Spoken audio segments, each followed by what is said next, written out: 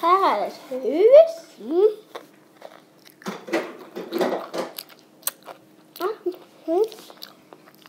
Och sen så är det en gubbe som ska bygga ett hus, men han har inte kommit så långt. Han har bara kommit med grunden.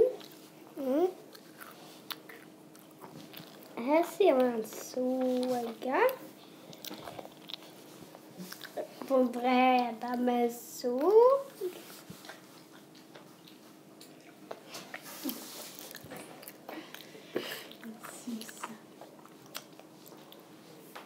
Och nu kommer han lite längre. Nu håller han på att bygga färdigt huset.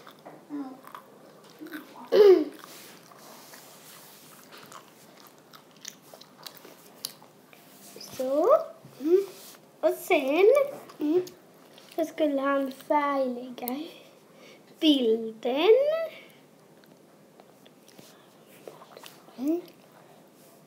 Ta ut den också och sen blir det en saga.